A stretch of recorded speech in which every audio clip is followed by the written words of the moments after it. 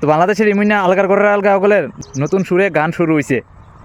এরা আমাদের সাথে হারার পরে এরা এখন সেমিফাইনাল ফাইনাল খেলবো চ্যাম্পিয়ন ট্রফিতে। যার কাছে হাইরা আমরা নতুন করে শিক্ষা নিছি, নেক্সটে পাকিস্তান এবং নিউজিল্যান্ডকে হারাইয়া চ্যাম্পিয়ন ট্রফির সেমিফাইনাল খেলবো ভাই। বাংলাদেশ আবারও ইন্ডিয়ার সাথে দেখা করবে সেমিফাইনালে। আমি কোনো কিছু বুঝলাম না, এই আলগার করে আলগা হগলের তো মনে করো কোনো কাজের কাজ করতে পারে না, শুধু মুখ দিয়ে বকবকুই করতে পারে।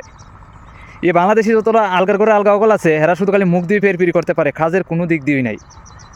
একবার চিন্তা করে দেখ, তোরা যে আমাদের সাথে হারলি, এভাবে যে হারলি, এত পরিমাণ লজ্জিত হইলি, তোরা চ্যাম্পিয়ন ট্রফিতে সেমিফাইনাল ফাইনাল খেলতে পারবি?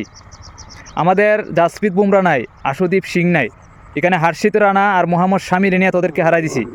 গুহারানি হারাইছে তোদেরকে, এত পরিমাণ লজ্জিত করছে। তোরা একজন আরেকজনের চেহারা দেখাইতে পারস না, তোরা এত পরিমাণ লজ্জিত হয়েছ। তোরা আবার নতুন সুরে গান গাওয়া শুরু করে দিছ যে তোরা সেমিফাইনাল ফাইনাল খেলবি, পাকিস্তান নিউজিল্যান্ডে হারাই দিবি। আমাদের যেসব নাম্বার ওয়ান প্লেয়ারগুলো আছে সেই নাম্বার ওয়ান প্লেয়ারগুলোরে না নিয়ে ওই তোদের সাথে খেলছি, নরম নরম প্লেয়ার যারা আছে তাদেরকে নিয়ে, তারপরে তোদেরকে হারাই দিছি। এখন পাকিস্তান এবং নিউজিল্যান্ডের মধ্যে তো মনে কর হাই কোয়ালিটির প্লেয়ার থাকবো, তাদের সাথে তোরা যেতে পারবি? তোরা আলগা গলে আছে না, তোদের কোনো খাইয়া কাজ নাই, তোদের খাইয়া কোনো কাজ নাই, তোদের খামের খাম কোনো কিচ্ছুই নেই। তোরা মুখ দিয়ে শুধু ফের ফিরি আর বক বক করতে পারস, আর কোনো কিচ্ছু না। তোদের নামটা রয়্যাল বেঙ্গল টাইগার হইতে পারে, কিন্তু তোর মুখের কথাবার্তা শুনলে আলগার ঘরে আলগা গল বাংলাদেশিরা তোদেরকে কুকুরের মতো মনে হয়। একবার চিন্তা করে দেখিস তোরা কাজের কাজ কী করতে পারস আর মুখ দিয়ে কতটা বক বক করতে পারস। কুকুরের মতো শুধু বক বক করতে পারস, আর নামটা হয়েছে রয়্যাল বেঙ্গল টাইগার।